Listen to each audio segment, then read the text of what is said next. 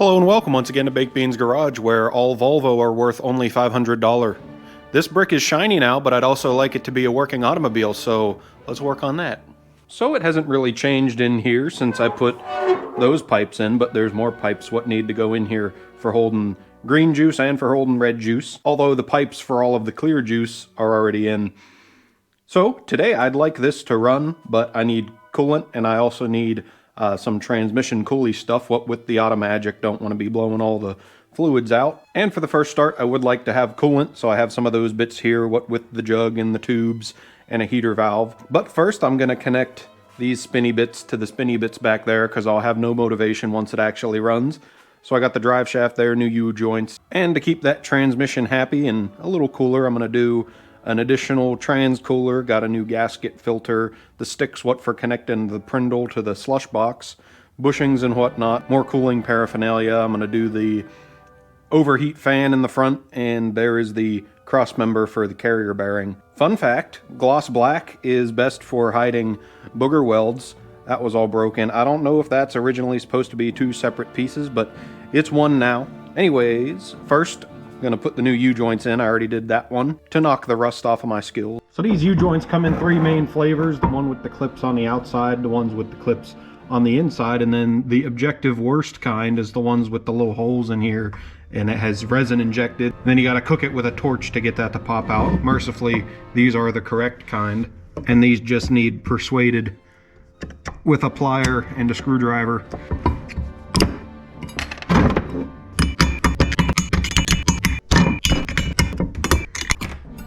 And then further persuasion is required from the swing press.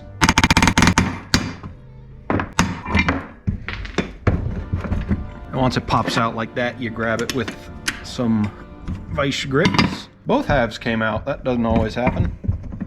Come on, meow. Don't make me do it the right way.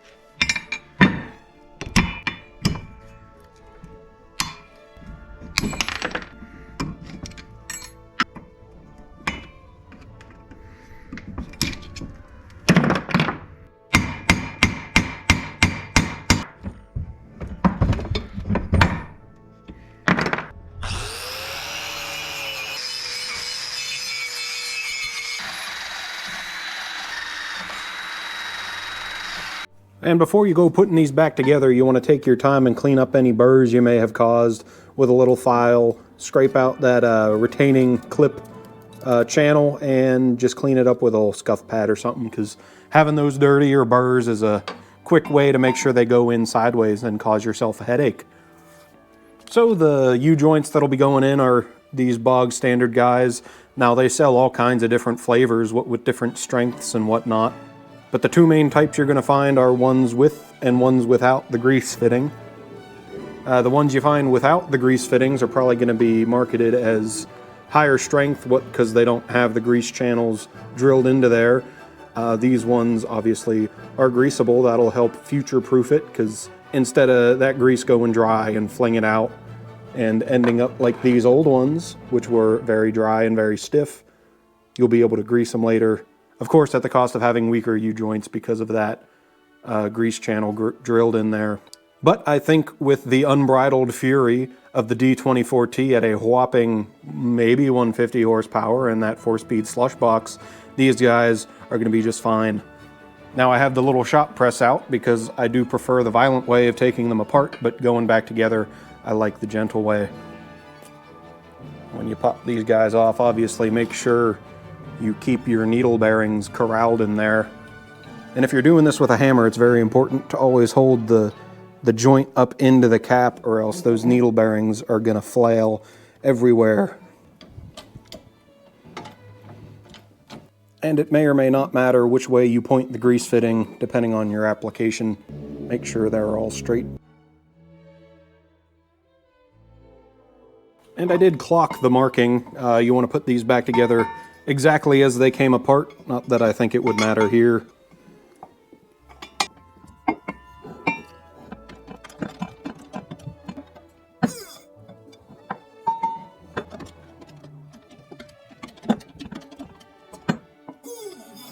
And these U-joints came with some new clips, so we also have some snacks for later. These don't take much explanation. Just some hand-eye coordination, which, ooh, we're struggling.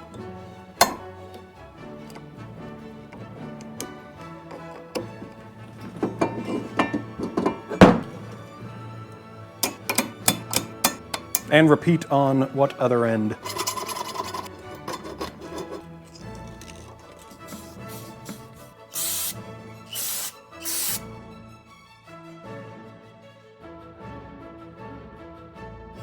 And here you can see this one didn't quite snap in all the way. If you have one like that, just give it a few taps.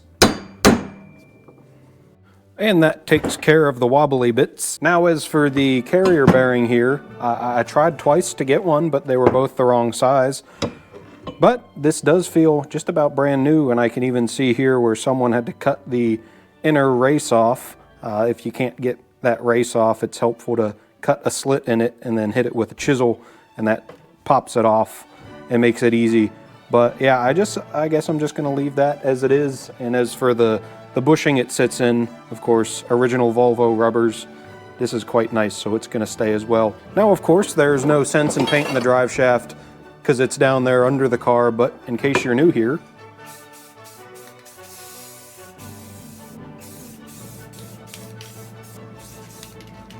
and with those looking much nicer than they need to, I'm going to snip that transmission pan off, make it pretty as well, and then just start sprinkling some bolts in. That bushing kind of just slides on there. A little dish soap makes it easier.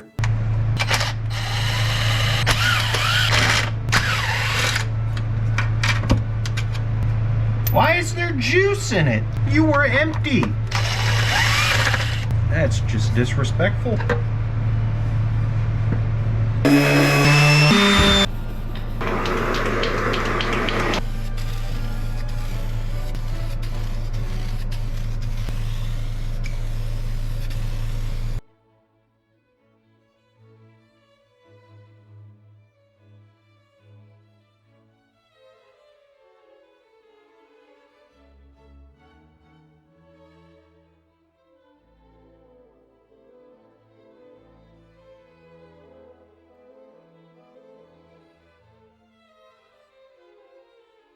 So, spinny sticks in, those bolts are in, we'll see how much it leaks later. So now it's time for the sticks what connect them, but we're still dealing with a floppy prindle.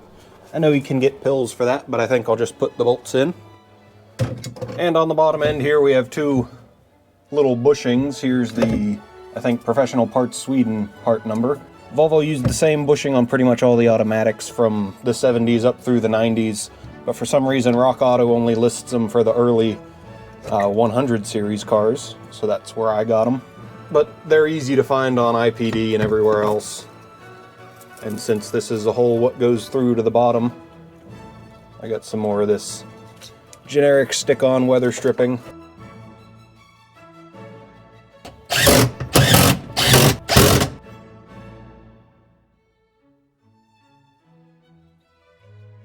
So those are together and greased with some silicone grease, what for not eating up those bushings. This does have two linkages, even though only one of them moves. This one is the actual shifter, and this one is linked to a hard point on the transmission case. And that just makes it so the angle of this guy here with the detents and the lights in it is adjustable independently from the actual shifter itself. And we seem to have park, reverse, neutral, drive, low, one, or low. Oh. Park, reverse, neutral, drive, 1, 2, or 3, 2, 1. There's 6 of them. That's enough. That's the right number. Onto transmission cooler lines.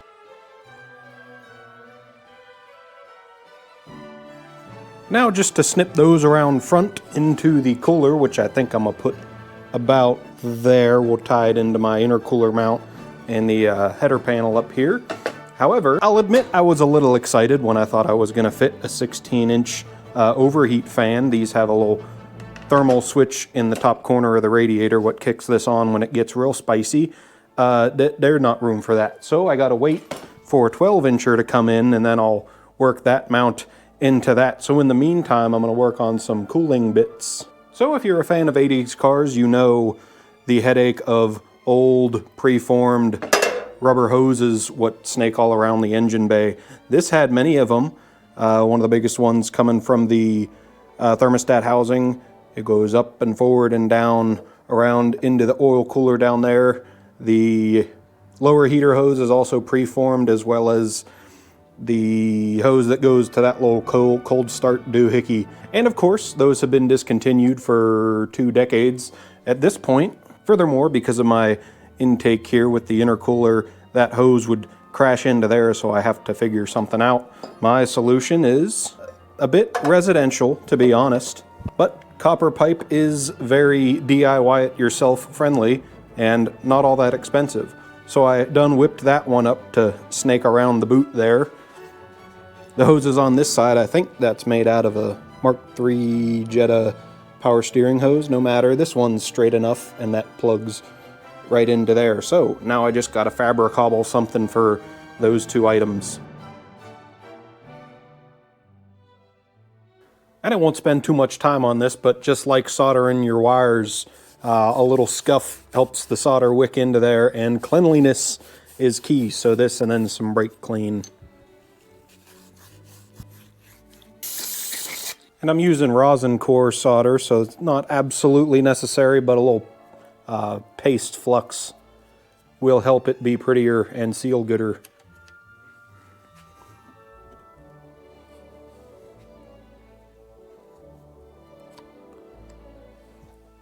And MAP gas, because it gets hotter than propane.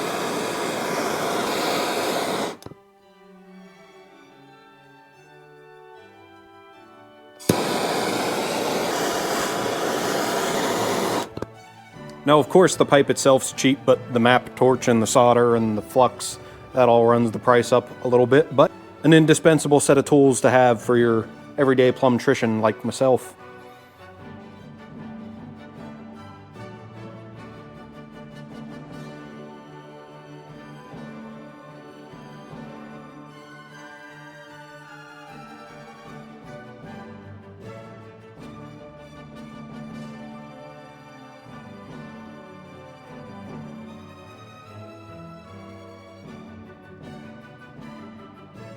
And the new jug leaves the cooling system just about done.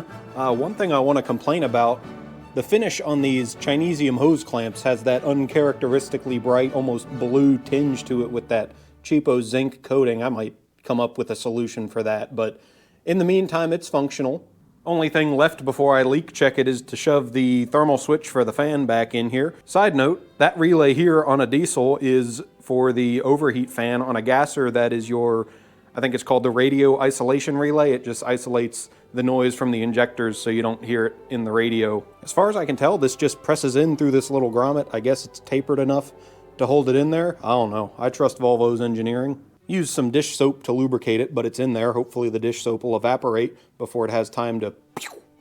And that leaves the only fluid holding article left to be the transmission cooler. Now, in my country at least, the only radiator available is for an automatic, what has the transmission cooler built into it. And that is ideal, especially for cold starts. That helps warm up the transmission and the engine together. But this isn't exactly going to be a heavy-duty rig, and I want a little more heat dissipation capabilities. So I'm going to go with a aftermarket off-the-shelf doohickey and slap it somewhere in this area. Off camera, I have made some brackets. Those will go on in a minute. And while I don't like poking holes when it can be avoided, I think the end justifies the means in this situation. I think I'm just going to pop 2 holes right in that, up right there. So with a bit of soft line, I can intercept the factory cooler lines and just run them around to the front there. So these go in here just like so. Don't worry, everything will make sense soon. And since we're going to have the bumper right here, I don't want to have to deal with a nut behind there if this has to come apart in the future. So for ease of service, I'm going to use some riv nuts. These are great. My favorite application is for fender bolts. If you have those crappy old self-tapping clip nuts that are all beat to hell, these are a nice alternative. Plus the screws can look a bit nicer. And best practice to install these wet, just to keep the rust out of it in the future. I'm just using anti-seize.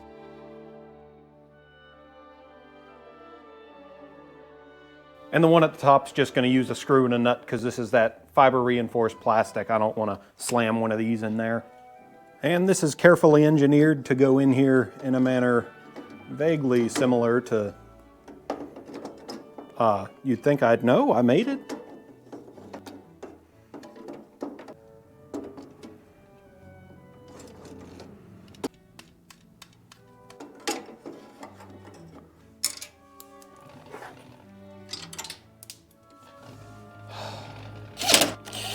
And that's just mocked up before I cut the holes. I figured I'd see where they have to go before I actually make them. But you can see how that mounts. There's no good place to tie this guy into, so that's just gonna float. I think it'll be fine. So now to take it apart and hog those holes out. You also may notice that the AC condenser has appeared. The whole AC system is gonna get its own episode, so we'll talk about that later. I also realized I did that completely out of order. I didn't mark anything when I had it in there. I'm not sure what the point of that was. I hope it looked nice. Yeah, now the header panel isn't in the way. I meant to do it that way. Don't doubt me.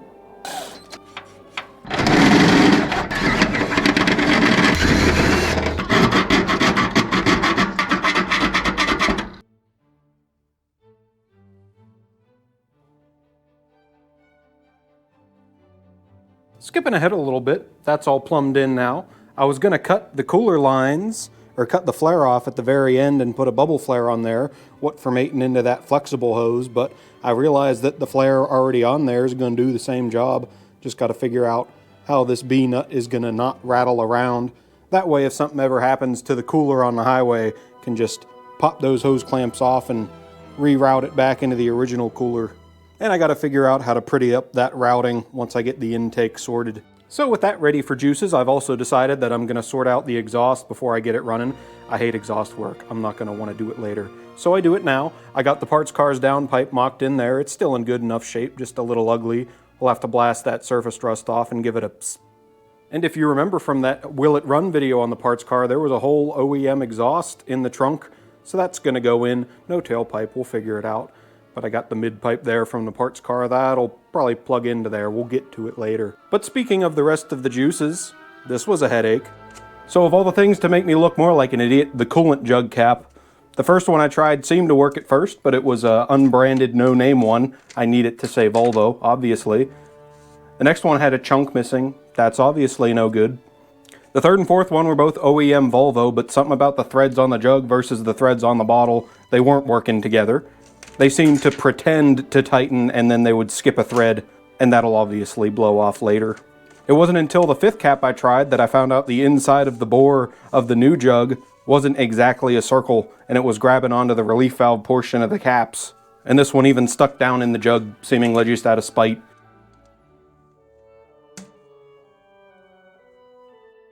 So even after raiding another parts brick, I didn't have a coolant cap that was up to my liking. Till I found this white one. I have no idea where it came from, but it seemed to work.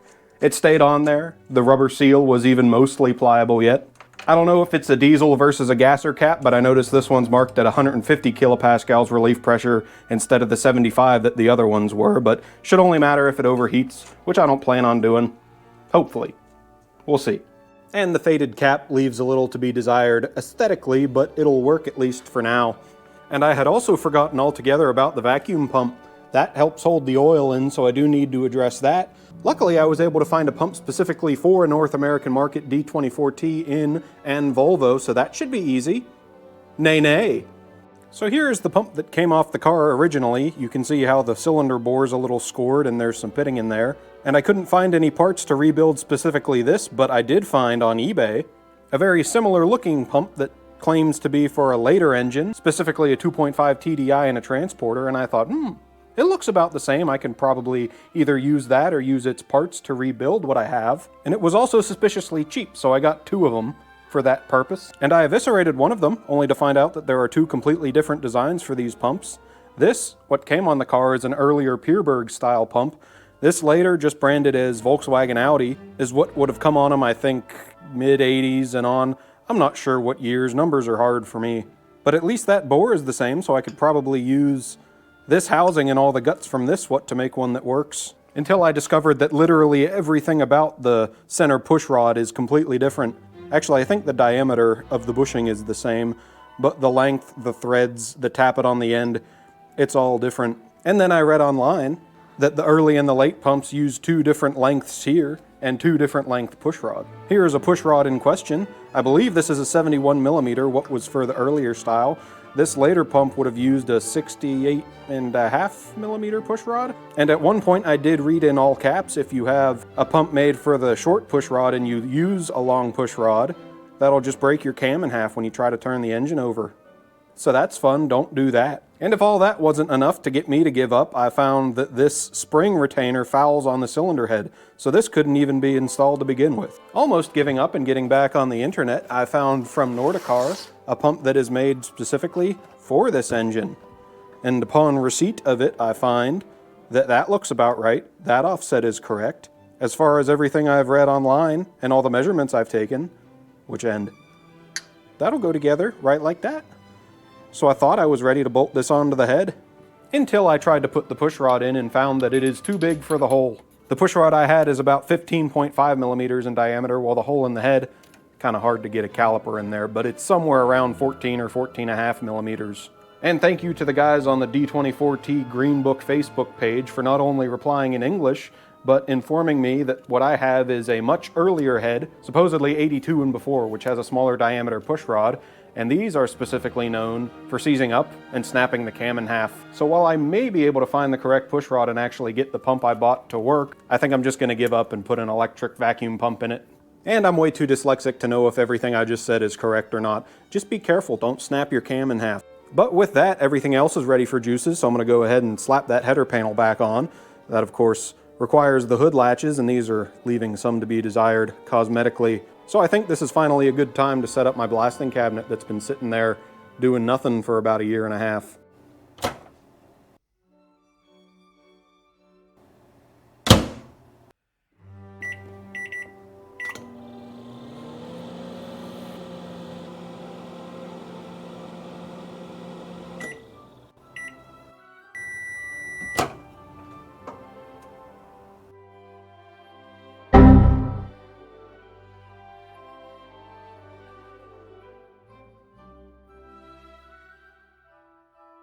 And with a block-off plate made out of some old trailer hitch, everything in here should hold its juices.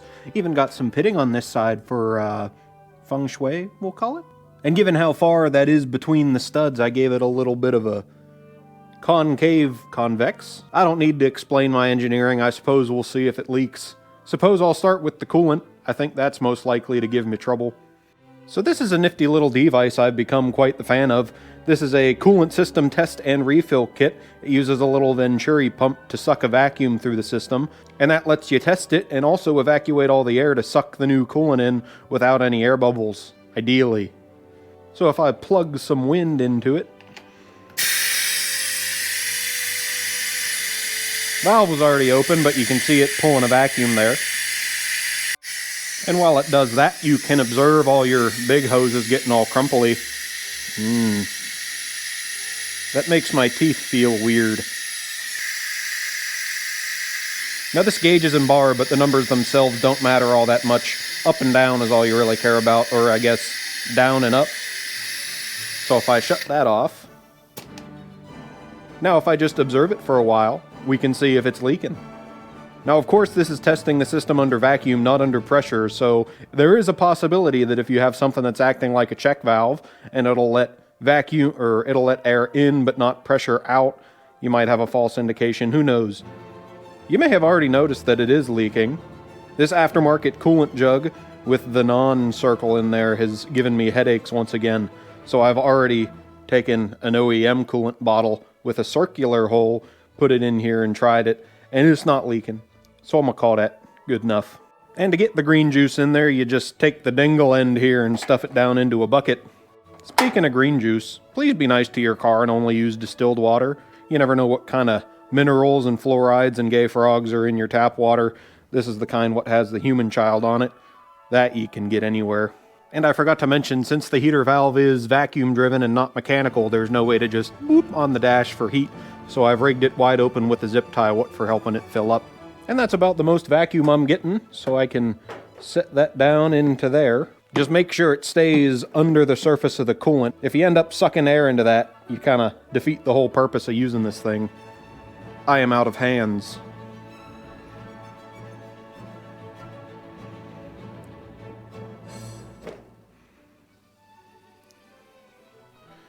And with that valve open, we can see it start sucking the juice in. And as for the rest of the dinosaur-based fluids, Dexron 3 ATF for the transmission. The book calls for Dexron 2, but they've dropped a new album since then, so we're using Dexron 3. For engine oil, I'm told these things like full synthetic the best, so here's some Rotella T6 5W40. And for the power steering, just Type F ATF, again per the book. So with that, all the juices are in except fuel. Maybe I'll check the timing on the pump later. But first I'm going to take a little break from the engine bay and put the exhaust together. I've been procrastinating long enough and I actually want it to get done, so I'll do that first. And sorry to disappoint, it's going to be all stock. If you'll remember all the OEM parts that were in the trunk of the parts car, it'd be a little silly not to just use them. And I'm an old man, I want it to be quiet. Also, in the same trunk was a bunch of brand new hanger stuff. Again, OEM Volvo, which means we have OEM Volvo rubbers. I'm sure I've mentioned it before, but OEM Volvo rubbers are the best, full stop. This is one of the original ones from the parts car. You can see, still flexible and no cracking yet, but that's probably pushing 40 years old. Now, I'm not deluded enough to think that these are going to stay pretty forever, but I did take the time to pretty them up and paint them, especially because the muffler is going to be visible a little bit from the rear of the car. I also snagged all of the exhaust hangers from the parts car and blasted them and painted them again. If you'll remember the hoopty spec straight pipe that was on the car, that is nowhere to be found. The only thing that won't be stock is here's a stock tailpipe with the S-bend. Now supposedly that's designed so if you get hit from the rear it folds like that instead of shoving the whole exhaust forward. But I think it looks a little goofy, so I have a straight pipe. And I'm not going to pretend like that little neck down and the bigger diameter is going to have any effect on performance, but I'm allowed to want it to look nice. And I had already put the down pipe in to make sure the transmission lines weren't going to run into it. Might do some heat shielding later, but I don't think it's going to be necessary. It's also two-tone, so the bottom half matches the silver of the exhaust, and this part matches all the rest of the pipes in here. And of course that's just a standard Garrett T3 flange. I think it's 2.5, 65 millimeters. Easy to find that gasket. I've given it a little bit of gasket maker because these are both 40 years old, and I'm sure there's some imperfections to be dealt with. Anyways, this isn't going to be exciting at all. Just got to put some bolts in.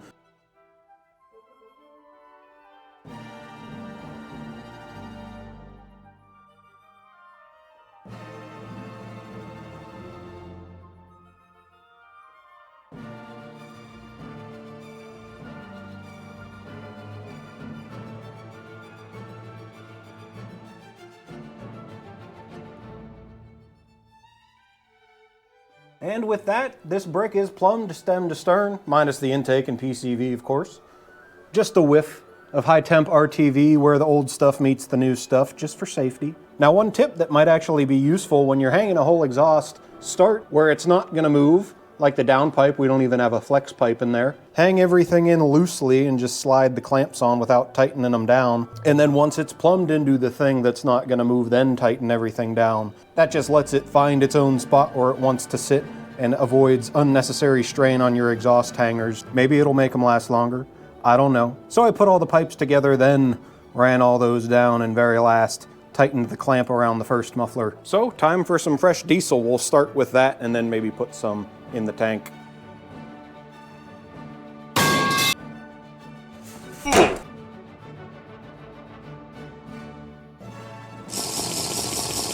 So it took longer than I'd care to admit to get the pump primed. Either I didn't have enough fuel in the tank or I did something wrong with the pickup, because there's probably 5 gallons in there now, and I was only just able to get it to prime. But it's sucking fuel now, so problem for later. Anyways, about ready to start cranking on it. I have cracked all of the injector lines. Now I just need to turn her over until fuel starts spraying out of there. I also have a gauge hooked into the pressure switch down there. I suspect we'll be building oil pressure before I actually try to start it, just getting the injectors primed. Since we have a G-rotor oil pump driven right off the crank, there's no good way to turn that over to prime it. So I've also popped the cam cover off and kind of just laid some oil down on the cam to keep it nice and wet. And yeah, we'll just see what happens.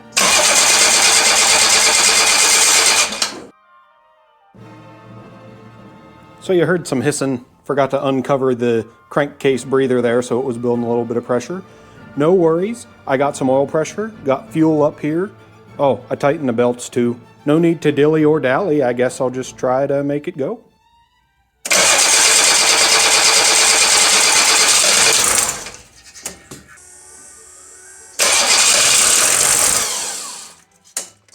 So I'm actually kind of impressed it even sputtered. If you'll remember when I put this engine together, I used a hokey little cobbled together pointer to set the timing, so I had to check it again anyways. So I have the dial indicator in the almighty green book. I took out the fan and the shroud just for access down there. Basically, you stick the dial indicator in, you set it to top dead center, and then you turn the engine backwards till the needle stops. Then you turn it back forwards, and once you hit top dead center on the mark down there, you should get your specified number. Now, different engines, different pumps, different markets, they all have slightly different specifications, but I'm aiming for somewhere around 0.8 of a millimeter according to the almighty green book. And as you can see here at top dead center turning this way, I only have about 0.54 millimeters, so I'm a little retarded. The timing's off a little bit as well, so I just need to clock the pump a little bit, and then we should be running. And after some fiddling, here's what that's supposed to look like. And that's at the top of the stroke, so now I got to turn it back to reset the pump. That should stop around 0. Now we can turn back towards top dead center. And when we hit it, we should be right at 85. Yeah, closer to 84. And it doesn't translate too well to the camera, but I'm going by the shadow of the pointer because the flashlight is just about directly above the pointer. And with that, now I just have to turn the engine over 2 more full rotations and make sure we are still good.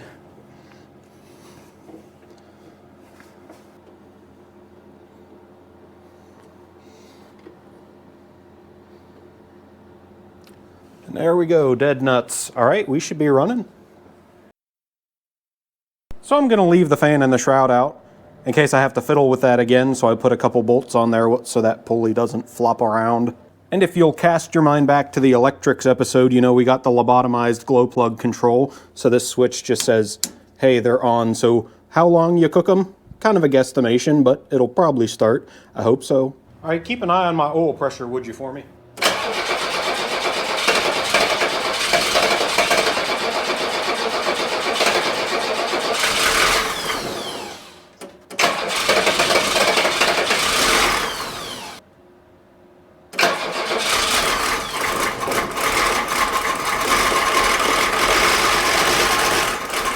So as you may be able to tell, it runs pretty suck. Obviously my timing job was perfect, so it had to be sucking air, or at least I thought it was acting like the injection pump was just running out of fuel. In preparation of this headache, I went and got another Venturi pump vacuum doohickey, less carpal tunnel-y than the hand pump. This one's for bleeding brakes, but it works well for this too. Yeah, bubbles bad. VE pump no like that. I'm gonna skip most of this troubleshooting. I started off with the sending unit in the tank, but it ended up being a crush washer on the filter housing that was no longer a circle. Luckily, I keep a few spares as snacks. Should run good now, right? Well, nay. I mean, it ran, so I guess that's progress, but it still had a really bad miss, and it wouldn't really rev, and there was a lot of white smoke. So, something wrong. And of course, it still had to be air in the fuel system. So I toiled away for many more hours, replacing every other crush washer I could find. I tried a different filter housing because I thought it might be cracked for some reason. I pulled the sending unit out again, and I even pulled the cam cover to check, or eyeball the cam timing. But alas.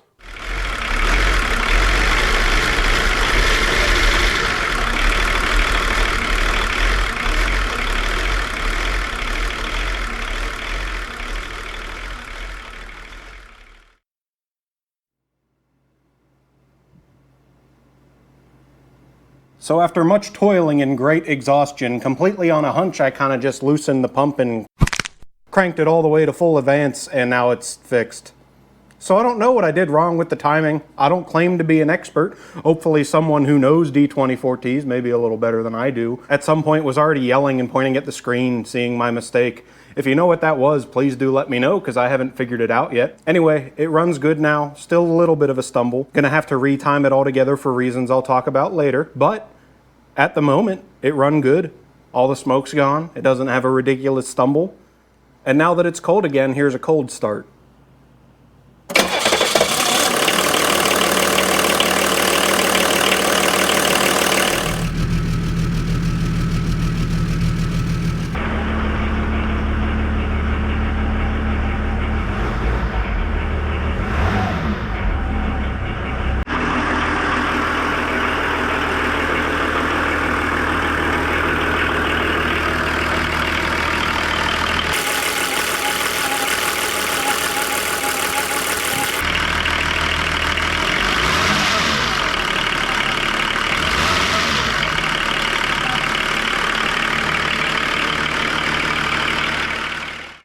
So after a few days, it still starts nice every time now.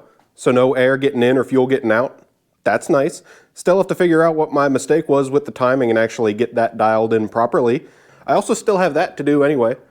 So I think I'm going to make one big D24 timing video in the future. I also have to fiddle with the timing on the front end anyway. You may have heard that bearing noise. I think the timing idler I have is no good, and it's making some noise, so I got to dig into all that. Probably off camera, we'll see. There's still a lot to do before I can actually drive it anyway and figure out how it's going to behave under load. And you may have noticed I had no fuel indication up there. I just forgot to plug it back in. Worth mentioning, we can see it's the same harness between the diesel and a gasser because we still got the power wires, the two outside ones for a fuel pump, although just the center one is the sending unit. Next time is going to be all the AC stuff, make that blow cool. I still have the vacuum pump and the PCV and the intake to do, but I want to get in all the factory plumbing, so I can work around that to get those things done. You also may be able to tell that I'm sick now, but it's been like 3 months since a video on this rig, so sorry. So if you're still here, just know I appreciate you. If you found this video entertaining or informative or something like that, please do leave a like. Subscribe if you're not already subscribed. Comment, tell me something. The algorithm does like that. I've also been doing shorts and TikToks almost every day with random information from my brain that I think is neat. So if you're interested in that nonsense, check it out.